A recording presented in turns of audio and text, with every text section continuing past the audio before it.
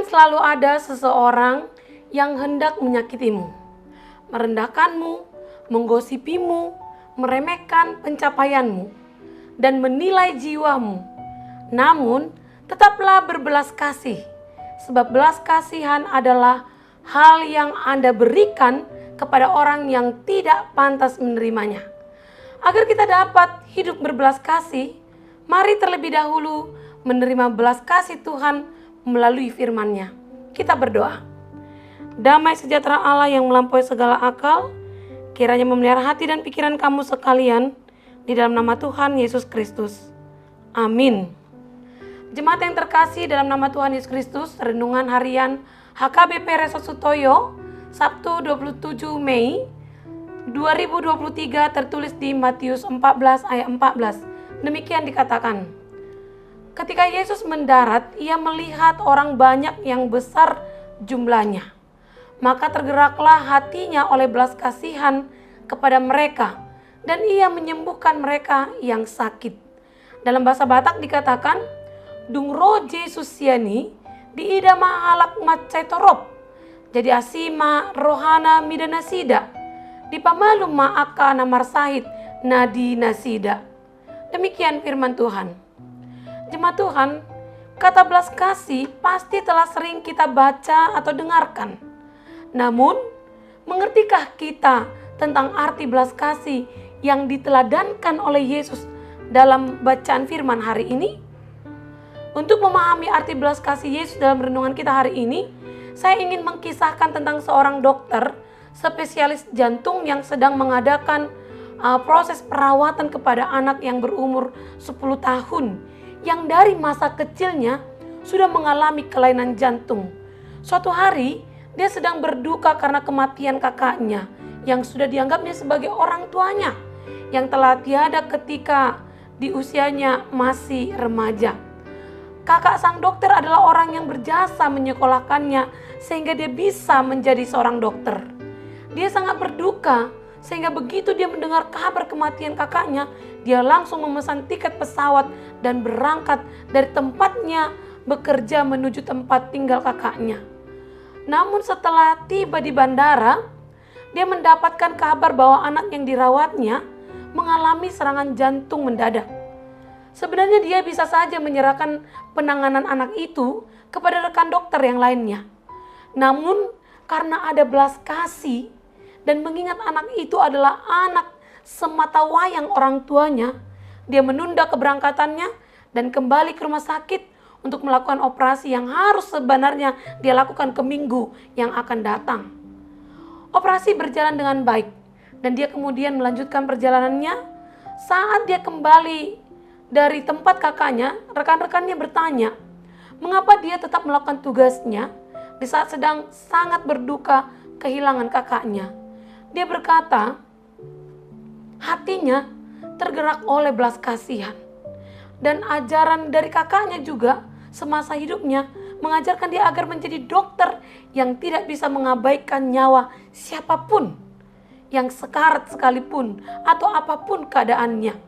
Dia harus terus menunjukkan belas kasih karena belas kasih itu adalah harapan bagi setiap yang bernapas.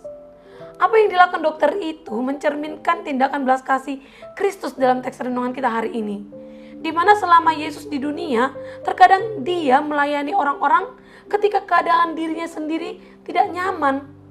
Konteks renungan kita hari ini adalah ketika Kristus ingin menyendiri setelah dia mendengar kabar bahwa Yohanes Pembaptis telah dibunuh. Dia pun menaiki perahu untuk mengasingkan diri ke tempat yang sunyi. Mungkin dia merasa perlu menangisi kematian kerabatnya itu dan berdoa dalam kesedihannya. Namun ada satu masalah, orang banyak berbondong-bondong mengikutinya ketika dia ingin menyendiri. Kebutuhan mereka juga bermacam-macam menemui Yesus. Sebenarnya mudah saja dia bisa menyuruh mereka untuk pergi. Tetapi ia melihat orang banyak itu, maka tergeraklah hatinya oleh belas kasihan kepada mereka yang ia lihat, lalu dia menyembuhkan mereka, menjawab kebutuhan mereka. Dari renungan ini dapat kita lihat bahwa dari sisi kemanusiaannya, Yesus merasakan apa yang dirasakan oleh manusia pada umumnya. Duka cita atas meninggalnya Yohanes Pembaptis merupakan hal yang manusiawi. Tetapi Yesus tidak membiarkan dirinya larut oleh perasaannya.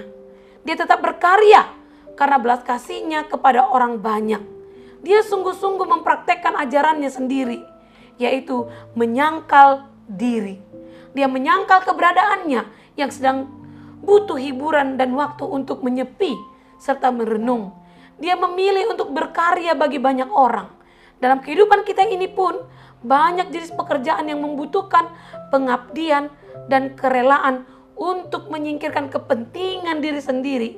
Seperti bidan, dokter, guru, pemadam kebakaran, penanggulang bencana, pejabat pemerintah dan lainnya juga.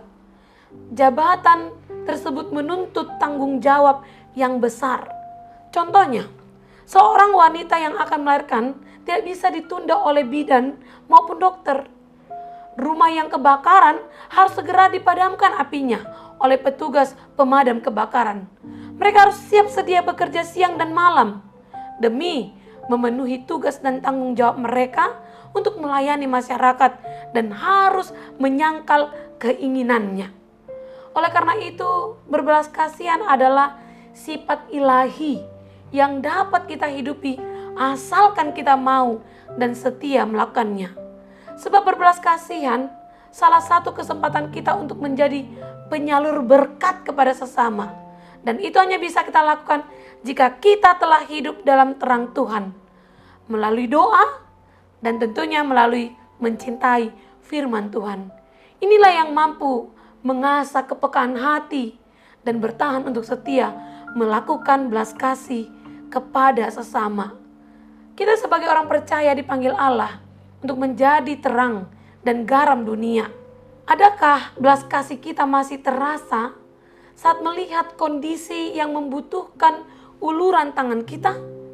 Siapkah kita meninggalkan zona kenyamanan demi meneladani Kristus yang adalah sumber dan pusat hidup dari perbuatan baik kita? Terlebih kepada orang yang menyangkal kita? Kiranya Allah menolong kita menyadari belas kasih Allah dalam hidup kita yang telah kita terima dan memampukan kita untuk membagikannya kepada orang lain. Amin, kita berdoa.